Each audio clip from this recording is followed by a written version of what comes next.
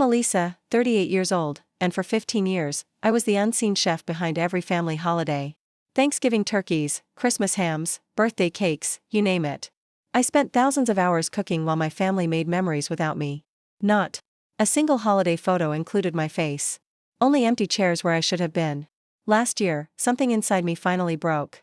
Now, as I sit on a Mexican beach on Christmas Day, with my phone turned off, I can almost hear the panic back home. As they stare at a frozen turkey. Let me know where you are watching from. And if you have ever felt taken for granted, hit that like button and subscribe as I share how I finally claimed my place at the table. Growing up as the oldest child in my family came with expectations. That seemed harmless at first. I was the responsible one, the one who always kept everything under control. Born and raised in Connecticut, I chose to attend college just 30 minutes from home, majoring in graphic design but finding unexpected joy in the culinary arts elective I took to fill my schedule. My family has always been what you might call traditionally dysfunctional. My father, Gerald, is a quiet accountant who hides behind his newspaper when emotions rise. My mother, Martha, tries her best, but cooking was never her strength. Growing up, our meals were either burnt, bland, or pulled straight from the freezer. My sister Jane, for years younger than me and the beauty of the family, was always the star athlete and social butterfly. She now works in public relations. A job that, judging from her Instagram, seems to consist mostly of elegant lunches and cocktail parties. Then there is my brother Patrick, 8 years my junior, the baby of the family who never quite stopped being treated like one.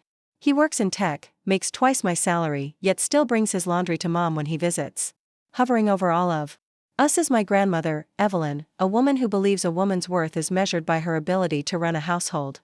She lives just 15 minutes from my parents and has Sunday dinner with them every week without fail. My journey into becoming the family chef began innocently enough. During college, I discovered a passion for cooking through that elective course. It started with simple recipes, then grew into additional weekend workshops at a local culinary school. There was something deeply satisfying about creating something that brought people together, about mastering techniques that transformed basic ingredients into something spectacular. The first time I cooked a Thanksgiving dinner was when I was 23. Mom had come down with the flu, and Grandma Evelyn was visiting her sister in Florida. Dad suggested ordering from a restaurant, but I volunteered to cook instead. I spent days researching recipes, prepping ingredients, and timing everything perfectly. When the family gathered around that table, their reactions were nothing short of magical. Dad actually put down his newspaper and said it was the best turkey he had ever tasted. Jane, who was usually too cool to compliment anyone, asked for my cranberry sauce recipe. Even Patrick, then a picky 15-year-old, cleaned his plate. The pride I felt was indescribable. For once, I was not just the responsible oldest sister, but someone who had created something worthy of praise. Mom recovered enough to join us at the table, and she hugged me tightly, whispering that I had saved Thanksgiving. That moment, that feeling of being truly valued, was intoxicating. At the time, I was dating Evan, a journalism major with ambitions of traveling the world. He helped me that first Thanksgiving, chopping vegetables and washing dishes while I cooked. But even then, he noticed something I was too blind to see. "They really took to your cooking," he said as we washed dishes after everyone had gone to the living room to watch football.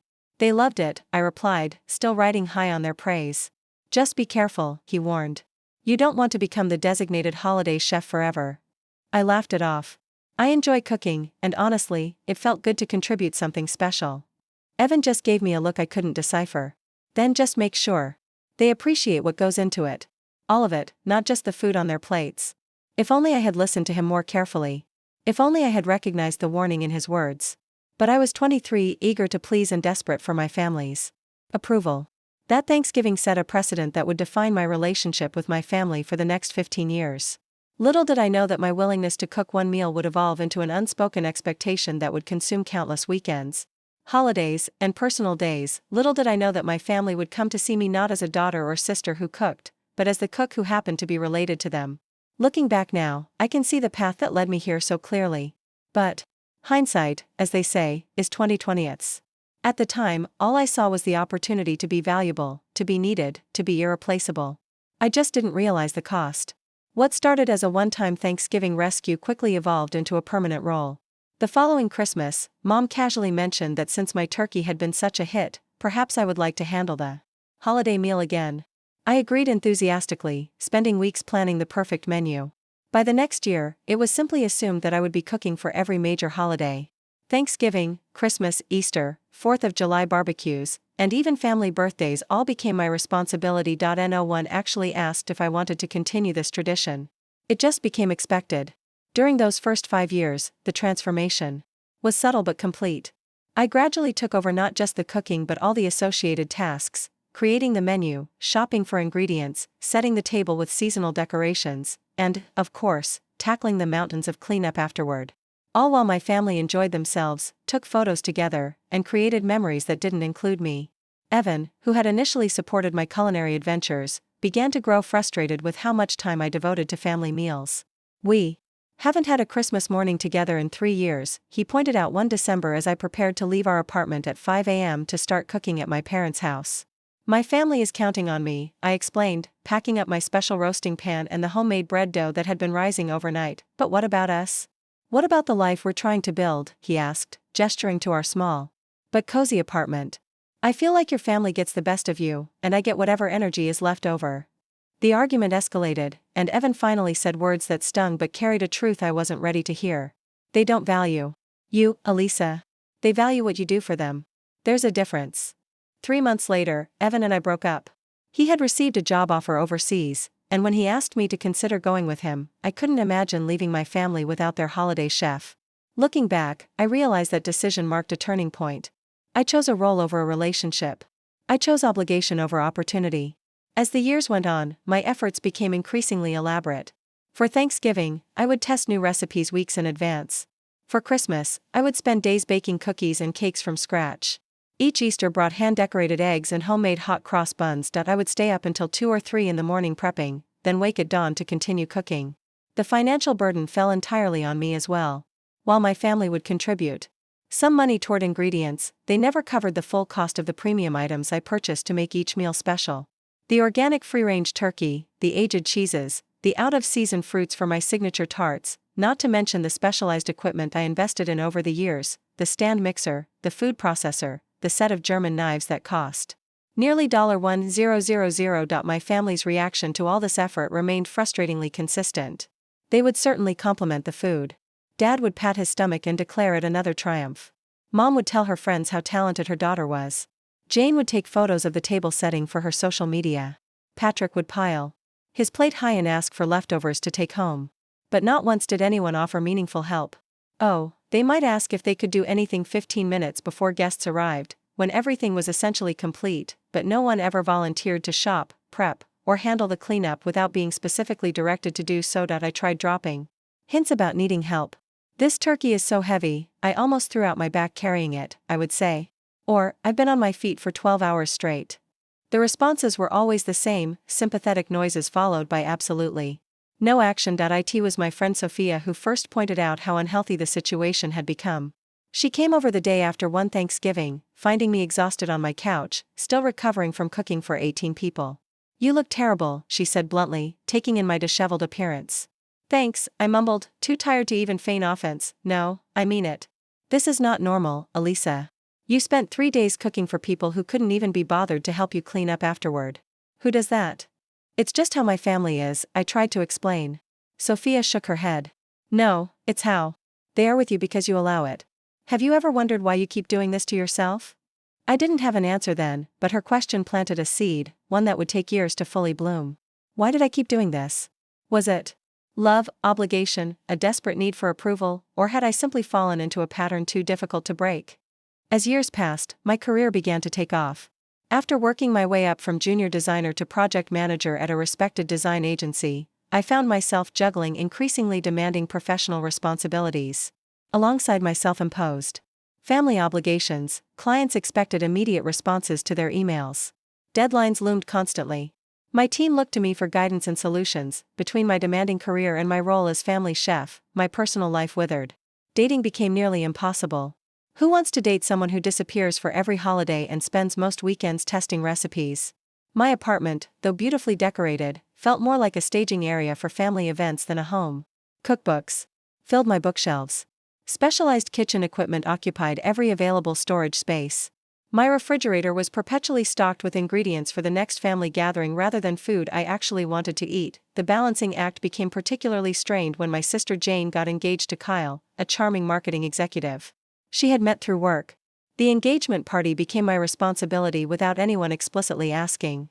Mom simply called and said, "Jane wants her favorite appetizers for the engagement party, you know, those little pastry things with the brie? Oh, and could you do a dessert table?" Kyle's mother is very impressed by that sort of thing. I spent 3 weekends preparing for that party, creating an elaborate spread for 40 guests. The morning of the event, I arrived 6 hours early to set everything up. By the time guests arrived, I was already exhausted, but I pushed through, replenishing trays and adjusting displays while everyone else celebrated. During the toast, Jane thanked everyone for coming. She thanked Kyle's parents for welcoming her into their family. She thanked our parents for raising her. She even thanked the family dog for being cute in photos. Not once did she mention me or the food I had spent weeks preparing. Later, as Mom gathered everyone for photos, I stood awkwardly to the side, waiting to be included. "Elisa, could you adjust the light? There's a glare," Mom called out. I fixed the lamp, expecting to then join the family photo.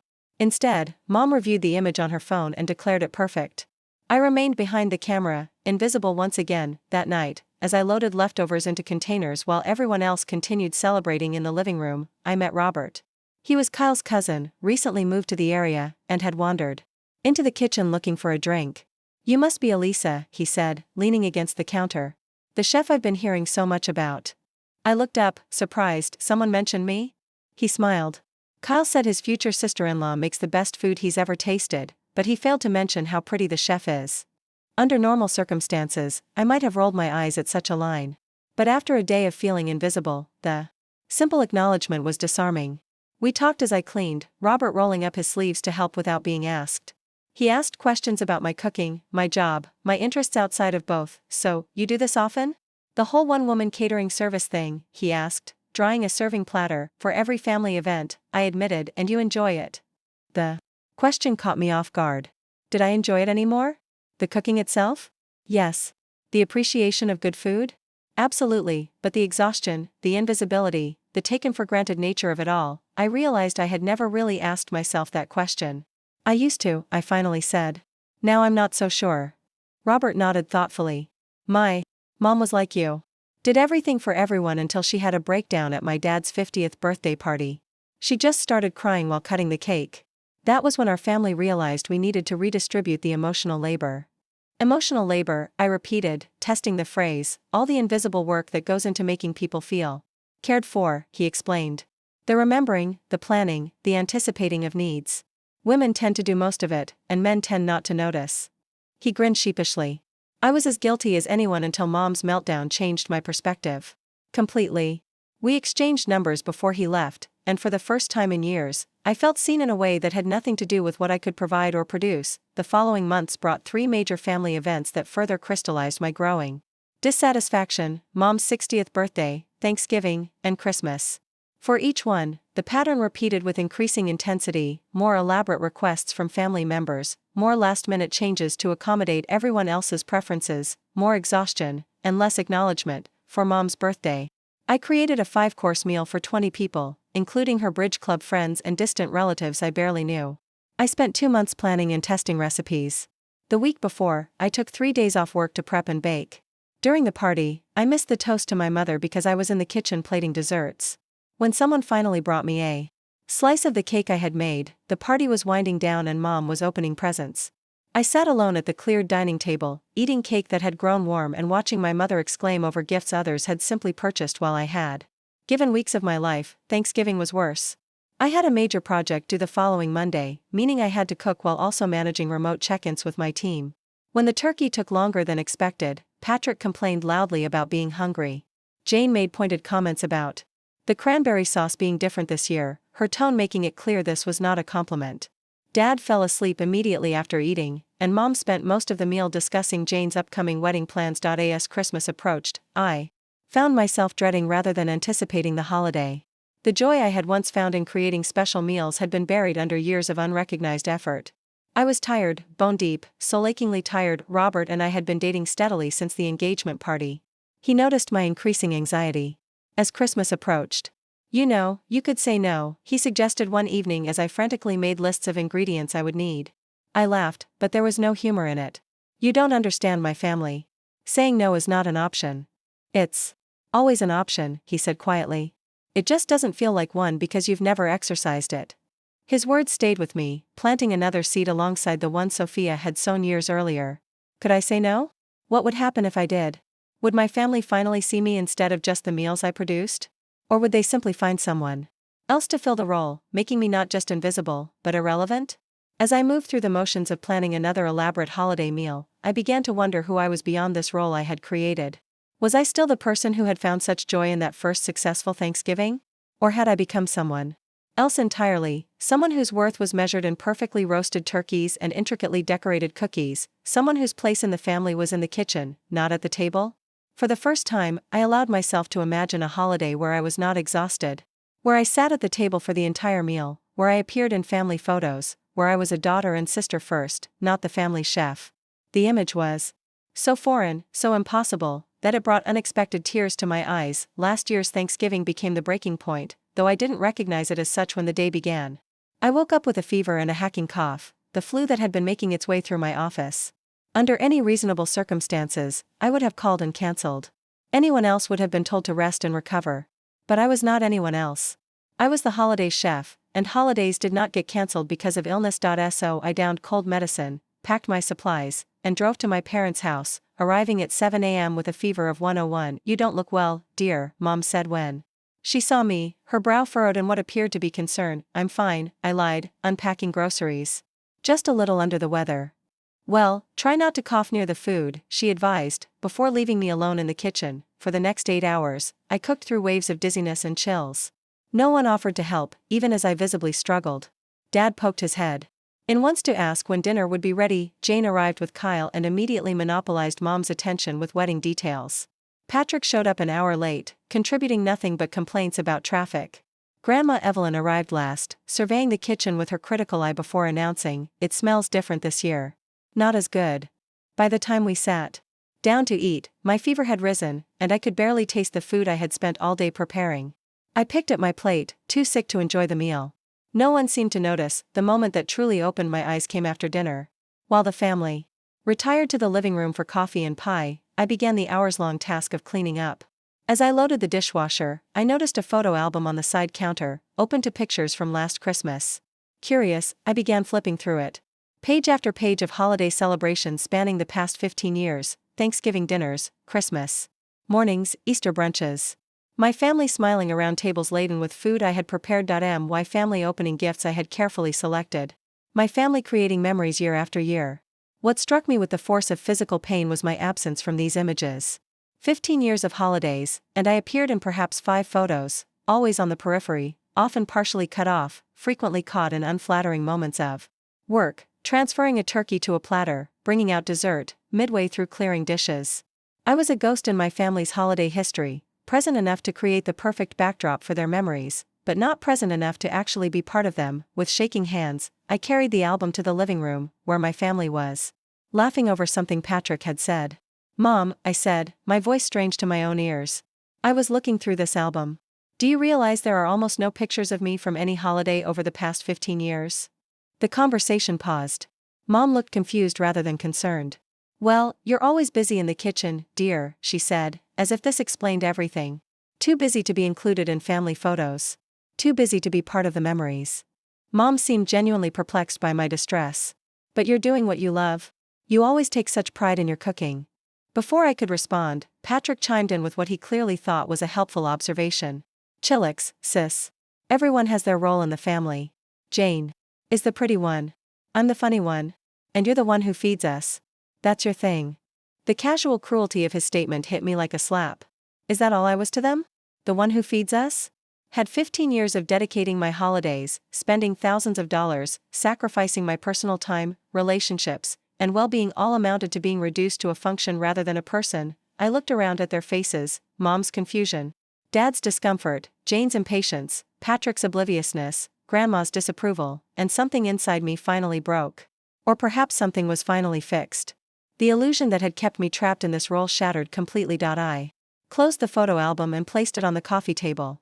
"I'm going home," I said quietly. "I don't feel well." "But we haven't had dessert," Mom protested. "You made your special pumpkin cheesecake." "Serve it without me," I said, gathering my coat. "I'm sure you can manage to cut a cheesecake without my help." The drive home was a blur of tears and revelation. When I arrived home, I called Sophia, who came over immediately with medicine, tissues, and a sympathetic ear. I showed her pictures from the album on my phone, photos I had taken of the physical evidence of my erasure. "Oh, Elisa," she said softly. "How did you not see this before?" "I didn't want to," I admitted. "I thought if I just did more, cooked better, tried harder, eventually they would see me. Really see me." Later that night, Robert called to check how dinner had gone. Instead of the usual polite summary, I broke down, telling him everything: the fever, the photos, the painful realization that had been 15 years in the making. "I'm coming over," he said immediately. When he arrived, he held me while I cried, then made me tea and toast, simple acts of care that somehow meant more than any elaborate meal I had ever created. "You know, this can't continue," he said gently, and for the first time, I knew with absolute certainty that he was right. Whatever happened next, I could not go back to being the invisible chef. Even if it meant appending 15 years of family tradition, even if it meant risking my place in the family altogether. "No," I agreed, my voice stronger than I expected. "It can't." 2 weeks before Thanksgiving this year, I called my mother. My heart pounded as the phone rang, but my resolve remained firm. "Mom," I said after our usual pleasantries, "I wanted to let you know that I will not be cooking for Thanksgiving this year." A pause, then a chuckle. "Very funny, Elisa. Now, I was thinking we should try that new Brussels sprouts recipe you mentioned last month." "I'm not joking, Mom. I'm not cooking this year. I'll come as a guest, but I will not be preparing the meal." Another pause, longer this time. "But you always do the cooking. It's tradition." "It's a tradition that needs to change," I replied, working to keep my voice steady. "For 15 years, I have spent every holiday in the kitchen, rather than with the family. I have missed conversations, photos, and memories because I was too busy cooking, serving, and cleaning up. I cannot do it anymore." Mom's tone shifted from confusion to alarm. "But what will we eat? You know I'm not much of a cook, and the restaurants all book up months in advance. You can't just spring this on us at the last minute." "It's not the last minute, Mom. It's 2 weeks before Thanksgiving, which is plenty of time to figure something out. You could all contribute dishes, or order a prepared meal from a grocery store, or even go to a restaurant that still has availability." "This is so unlike you, Elisa," she said, her voice taking on the disappointed tone that had always been so effective at making me back down in the past. "Is something wrong? Are you going through something?" "Yes," I said. "Actually, I am going through a realization that I have been taken for granted for a very long time. I love you all, but I need things to change." The call ended. With Mom still in disbelief, convinced I would change my mind. I did not. Instead, I texted the whole family a clear message: "I will not be cooking for Thanksgiving this year. I am happy to attend as a guest, but the meal preparations will need to be handled by someone else. This is non-negotiable." The reactions were swift and varied. Dad sent a brief text: "Understood. We'll talk to your mother." At least he seemed to accept my decision, even if he offered no acknowledgement of why it was necessary. Jane called immediately. Incredulous. "What is this drama about? You know Mom cannot cook a Thanksgiving dinner, and I certainly don't have time with all the wedding planning. Are you trying to ruin the holiday for everyone?" "I'm trying to actually be present for the holiday for once," I explained, "but you're always present. You're literally in the house all day." "Being in the house is not the same as being part of the family, Jane. When was the last time I was in a holiday photo? When was the last time anyone helped me in the kitchen or even asked if I wanted to cook? When was the last time anyone thanked me, not just for the food, but for the weeks of planning that went into it? So, this is about getting more compliments. Just say that instead of holding Thanksgiving hostage." I sighed, realizing she truly did not understand. "It is not about compliments, Jane. It is about being valued as a person, not just as a service provider." Patrick's response was perhaps the most telling. He called and immediately offered what he thought was a solution. "Look, if this is about money, I can chip in more this year. Would $500 make it better? 1,000? Just name your price." "This is not about money, Patrick. Though the fact that you think my time and effort can simply be purchased says a lot." Grandma Evelyn did not call or text directly. Instead, she relayed a message through Mom: "Your grandmother says she has never been so disappointed in you." She raised her children to respect family traditions. The pressure continued to mount over the following days. Mom organized a family conference call that felt more like an intervention, with everyone taking turns trying to persuade me to reconsider. "The timing is just so inconsiderate," Mom lamented. "We have always counted on you for this." "That is exactly the problem," I replied. "You have counted on me without counting me in." Jane tried a different approach. "Is this about Robert? Is he the one putting these ideas in your head? Because interfering with family traditions is not a good look for a new boyfriend. This has nothing to do with Robert and everything to do with 15 years of being invisible at my own family gatherings. Patrick, ever practical, made one final attempt. What if we hired kitchen help? You could supervise and still join us for the meal. The point is not finding a workaround so I can still do most of the work, I explained, my patience wearing thin. The point is recognizing that I have feelings and needs beyond fulfilling this role you have assigned me. In the end, my family's reactions only confirmed what I had begun to suspect. They valued the service I provided more than they valued my happiness or well-being. This painful realization strengthened my resolve rather than weakening it. 2 days before Thanksgiving, Mom called with what she clearly thought was an olive branch. We have decided to order a pre-cooked turkey from the grocery store, she said, her tone suggesting I should be grateful for this concession. But we will still need you to come early to heat everything properly and make the gravy. The store does not provide gravy. Mom, I am not coming early, and I am not making gravy. I will arrive at the same time as everyone else, as a guest. I do not understand why you are being so difficult about this, she said, frustration evident in her voice. I know you do not understand, I replied sadly. And that is exactly the problem. Thanksgiving Day arrived, and for the first time in 15 years, I slept in. No pre-dawn alarm to begin cooking. No last-minute grocery runs. No hours of chopping, roasting, and basting. I took my time getting dressed, brought a simple bottle of wine as my contribution, and arrived at my parents' house at the designated dinner time. The scene that greeted me was one of barely controlled chaos. The pre-ordered turkey sat on the counter, still in its packaging. Mom fluttered around the kitchen, opening and closing cabinets, clearly searching for utensils and serving dishes that I had always provided. Dad attempted to make gravy from a packet, resulting in a lumpy, pale concoction. Jane and Kyle stood awkwardly to the side, both staring at their phones rather than offering help. Patrick was nowhere to be seen. Oh, thank goodness, Mom said when she saw me. We are having a bit of a situation with the turkey. The package says it is fully cooked, but it is cold in the middle and we are not sure how long to heat it. For a moment, I felt the familiar pull of responsibility, the urge to step in and fix everything, but I resisted. The package should have heating instructions, I said, keeping my coat on. Where is Patrick? He went to pick up Grandma. Dad answered, still stirring his failed gravy. She refused to come when she heard you would not be cooking. I nodded, unsurprised. Is there anything I can help with as a guest? Set the table, perhaps. The pointed emphasis on as a guest was not lost on Mom, who pressed her lips together before nodding toward the dining room. That would be helpful. Yes. Dinner was, to put it kindly, a modest success. The turkey was slightly dry, the store-bought sides were bland, and the lumpy gravy went largely untouched. But for the first time in 15 years, I sat through an entire holiday meal. I participated in conversations. I was present for the awkward but sincere toast Dad gave.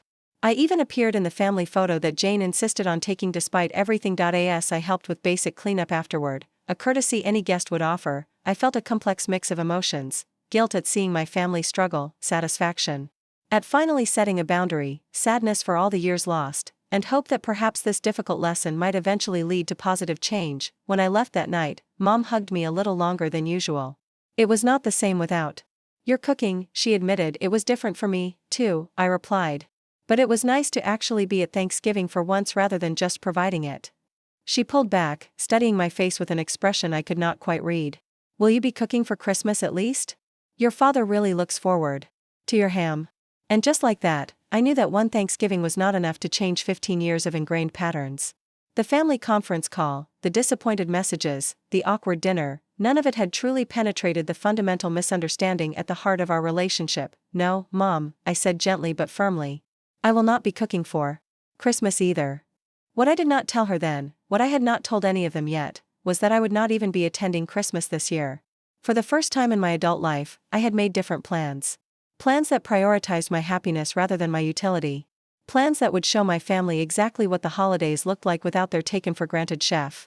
Plans that involved a beach, a good book, and absolutely no cooking whatsoever. In the weeks following Thanksgiving, an uneasy truce settled over my family. No one directly mentioned my refusal to cook, but the undercurrent of tension was impossible to ignore. Mom called less frequently. Dad sent his usual terse text messages about practical matters. Jane was consumed with wedding planning, which provided a convenient excuse to avoid deeper conversations. Patrick, surprisingly, was the only one who reached out in a meaningful way. Thanksgiving was eye-opening, he texted one evening. Never. Realized how much work goes into these meals. Sorry for taking it for granted. It was a small acknowledgement, but I appreciated the effort. Thank you for noticing, I replied. That means a lot. As Christmas approached, I could sense my family's growing anxiety. They seemed to be waiting for me to announce that my rebellion, as Jane had termed it, was over, that I would resume my proper place in the kitchen, allowing holiday traditions to return to normal. Instead, I made a different announcement during our next family video call. I wanted to let you all know that I will not be attending Christmas this year, I said, trying to keep my voice neutral despite the racing of my heart. I have made other plans. The stunned silence that followed was broken by Mom. What other plans could possibly be more important than Christmas with your family? I am going to Mexico, I said simply. A beach vacation. I have already booked the flight and resort. Mexico for Christmas? Dad sounded genuinely confused, as if I had announced I was spending the holiday on Mars. This is ridiculous, Jane interjected. First you refused to cook Thanksgiving, and now you are skipping Christmas entirely. When did you become so selfish? I took a deep breath before responding. I don't think it's selfish to want to enjoy a holiday rather than work through it. For 15 years, I have spent Christmas cooking for everyone else. This year, I am choosing something different. But we are family, Mom insisted, her voice taking on a wounded quality that had always been effective at inducing guilt in the past. Christmas is about being together. Yes, it is, I agreed. And for 15 years, I have not truly been with the family during Christmas. I have been in the kitchen, separate from the conversations, the gift opening, the memory making. This year, I am prioritizing my well-being, and that means taking a real break. Your grandmother will be devastated, Mom added, playing her strongest card. I will call Grandma on Christmas Day, I promised. But my decision is made. The call ended with my family still in various states of disbelief and displeasure. Only Patrick offered a grudging, "Enjoy the sun." What I had not mentioned during the call was that I would not be going to Mexico alone. Robert had suggested the trip initially, presenting it as a chance for me to experience a holiday that was actually restful rather than depleting. When he asked if he could join me, it felt like the most natural thing in the world to say yes. As Christmas grew closer, the pressure from my family intensified. Mom left tearful voicemails about broken traditions. Jane sent passive-aggressive texts about selfishness. Dad, in his one contribution to the campaign, simply said, "Your mother is very upset. Reconsider."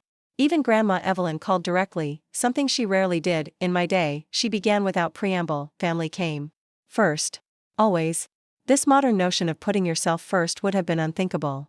Times change, Grandma, I replied as gently as I could. And sometimes traditions need to change, too. Traditions are what hold families together, she insisted. Without them, what are we? Her question lingered with me after we hung up. What were we as a family if not our traditions? But then, was a tradition still meaningful if it came at the expense of one person's happiness, if it was maintained through obligation rather than joy? The day before my departure for Mexico, Robert came over to help me pack. As I folded summer clothes in the middle of December, a strange feeling of liberation washed over me. "You seem lighter already," Robert observed, placing my sunscreen in the toiletry bag. "I feel like I'm breaking out of prison," I admitted. "Is that terrible?" He shook his head. "It's honest. And for what it's worth, I think you're doing the right thing. Sometimes people don't recognize patterns until they're disrupted." "I'm not doing this to teach them a lesson," I clarified, though part of me wondered if that was entirely true. "I'm doing it for me." "Of course you are," he agreed. "But that doesn't mean they won't learn something from it anyway." Christmas morning found me sitting on a pristine beach, watching the sunrise over the Caribbean Sea rather than standing in a hot kitchen. Robert slept peacefully in our room, but I had risen early out of habit, my body still programmed for holiday cooking, even as my mind embraced the freedom from it. I had turned off my phone the previous evening, wanting to be fully present for this new experience. Now, sipping coffee from the resort cafe, I allowed myself a moment of curiosity. What was happening back home? Had they managed to prepare a meal? Was Grandma Evelyn complaining about the change in plans? Was Mom making my absence all about her disappointment? At 10 o'clock, I briefly turned on my phone, intending to wish my family a Merry Christmas before returning to my peaceful day. The flood of notifications was immediate and overwhelming. 12 missed calls from Mom. 5 from Jane. Even Dad had called 3 times, a record for my typically phone-averse father. The text messages were even more numerous, their tone evolving from irritation to panic as Christmas Day progressed. To Mom, 6:30 a.m., called to wish you Merry Christmas. Hope you will reconsider and come home. Jane, 8:45 a.m., Mom is in tears because you are not here. Hope you are enjoying your selfish beach vacation. Patrick, 9:15 a.m., the turkey is still frozen. How long to defrost? Google says days. But that cannot be right. Mom, 10:30 a.m., we cannot figure out how to cook this turkey. It is still raw in the middle and people are getting hungry. Dad, 11:45 a.m., your mother is very upset. Dinner is not going well. Please call when you can. Jane, 12:30 p.m., this is a disaster. No one knows how to make gravy. Grandma keeps asking where you are.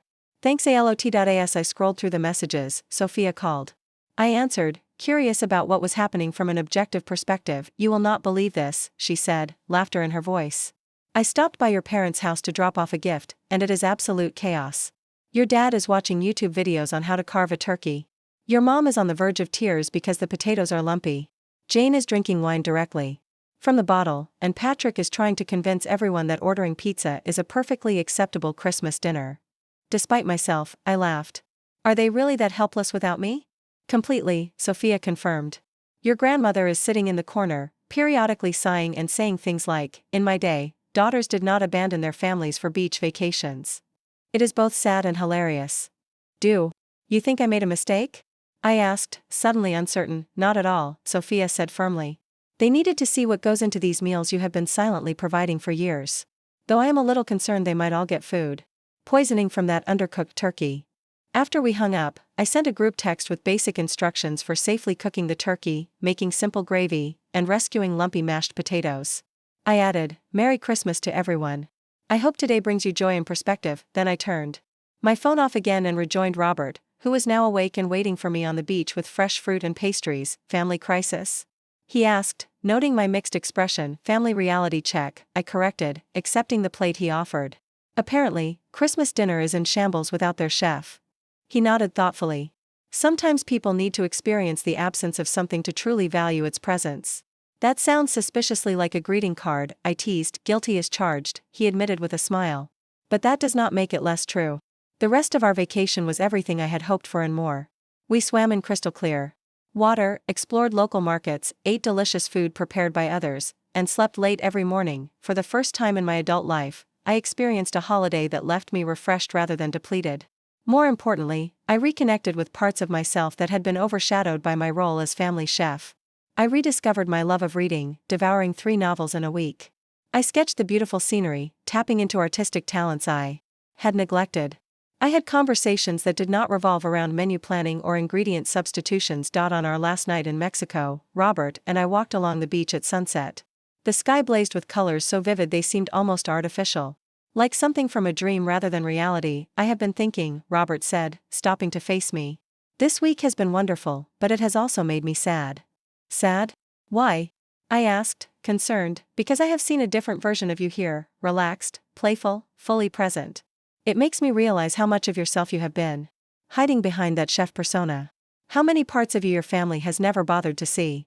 His observation struck me with unexpected force. He was right. The Elisa on this beach was different from the Elisa who spent holidays trapped in a kitchen. She laughed more easily, spoke more confidently, took up more space in the world. I like this version of you, Robert continued, taking my hands in his. And I want to help make sure she does not disappear when we go home. As I looked into his eyes, I knew with sudden clarity that whatever happened with my family when I returned, I could not and would not revert to the invisible chef. That version of me had served her time. It was time for the real Elisa to take her place at the table, whether my family was ready for her or not. Returning home after the Mexico trip felt like stepping into a different dimension. My apartment seemed smaller, my routine constricting after the freedom of the beach. But something fundamental had shifted within me. I carried the peace of that vacation like an internal compass, guiding me toward a more authentic way of being. My family, unsurprisingly, had their own perspectives on what they termed my Christmas abandonment. I had barely unpacked before Mom called, asking if we could meet for coffee. Her tone was different, less demanding, more tentative, and my curiosity overcame my reluctance. We met at a quiet cafe near my apartment. Mom looked tired, the kind of bone-deep weariness I recognized all too well from my years as the holiday chef. You look good, she said after we exchanged awkward greetings. Rested. I am, I admitted. The vacation was exactly what I needed. She nodded, turning her coffee cup in small circles. Christmas was a disaster, she said bluntly. The turkey was undercooked. The sides were bland. And your grandmother complained through the entire meal. I waited, expecting blame, bracing for the guilt trip that would inevitably follow. Instead, Mom surprised me. "I never realized how much work you put into those meals," she continued. "How many hours, how much planning, how much care. We tried to follow recipes, but nothing turned out right. By the end of the day, I was exhausted just from that one meal.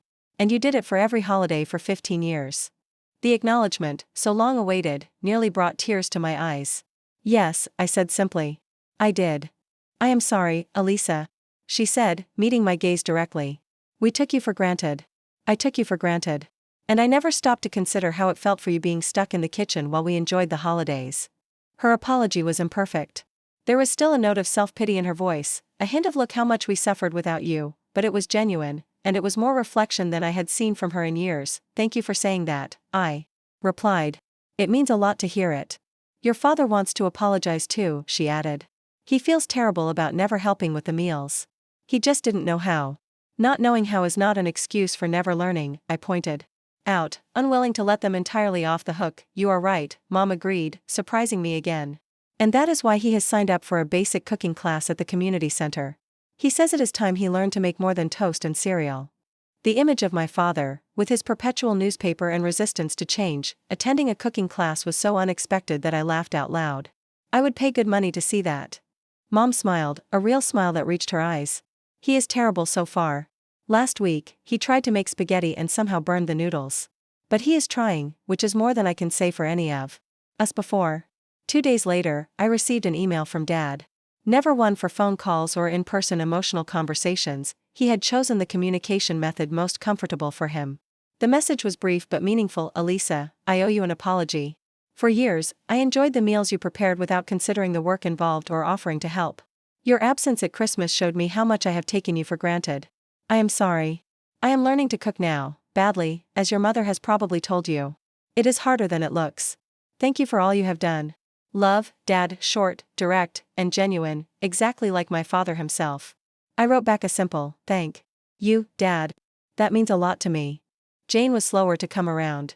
Her initial messages after my return were still tinged with resentment, framing my decisions as attacks on family tradition rather than necessary boundaries. But even she eventually reached out with an olive branch, inviting me to coffee to clear the air. "I still think you could have picked a different time to make your point than Christmas," she said, never one to fully concede. "But I get it now. We relied on you too much and noticed you too little." Patrick, to my surprise, became my biggest ally in the family's transformation. Having witnessed the Christmas dinner disaster firsthand, he developed a newfound appreciation for the work I had silently performed for years. "It was a real eye-opener," he told me over lunch one day. "Mom had a complete meltdown trying to figure out how to time all the different dishes. Dad sliced his finger trying to cut vegetables. And I realized I didn't even know where the measuring cups were kept in our parents' house after all these years. We were like helpless children without you."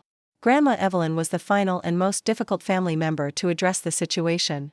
Our first post-Christmas interaction came at a family dinner in January, where everyone contributed a dish rather than placing the entire burden on one person. "So," she said, cornering me in the hallway, "you went to Mexico for Christmas."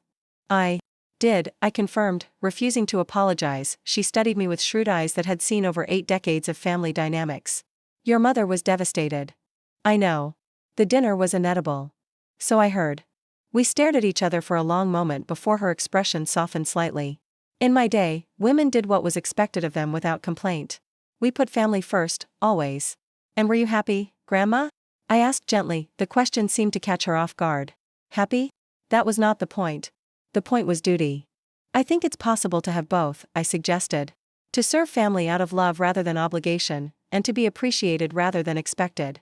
She considered this, her lined face thoughtful. "Perhaps," she finally conceded. "Your grandfather always thanked me for my cooking, every single meal for 52 years. He never took it for granted." It was a small revelation but a meaningful one. Even in my grandmother's generation of duty first, there had been acknowledgement and gratitude, something my family had forgotten to practice. The next major family gathering was for Dad's birthday in February. For the first time in over a decade, I attended as simply a guest, not the designated chef.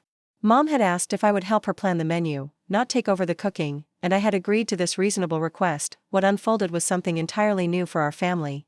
A collaborative meal.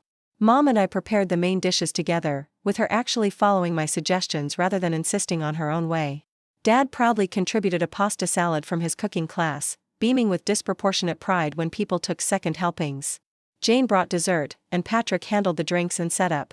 Most remarkably, for the first time in years, I appeared in every family photo, not on the edges, not partially cropped out, but fully present in the center of the frame, my smile. Genuine rather than strained. As we cleaned up together, all of us, not just me. Mom pulled me aside. "This is better," she said simply. "Everyone contributing, everyone participating. I wish we had done it this way all along." "Me too," I agreed. "But I'm glad we found our way here eventually." My relationship with Robert deepened in the months following our Mexico trip.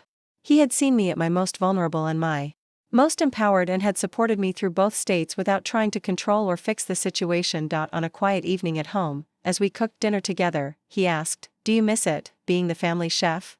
I considered the question carefully. "I miss certain aspects," I admitted. "The creativity, the satisfaction of making something beautiful. But I do not miss the exhaustion, the invisibility, the lack of appreciation." He nodded, stirring the sauce we were preparing. "You know what I think?" "What?" "I think you could still be a wonderful chef for your family sometimes, now that they actually see you. The difference is, now it would be a choice, not an obligation. A gift. Freely given, not a service expected." His insight resonated deeply. Perhaps that was the real lesson in all of this, the difference between chosen generosity and demanded sacrifice, between being valued for who you are versus what you provide. The journey from invisible chef to seen and appreciated family member has not been without its difficult moments. Old patterns sometimes re-emerge.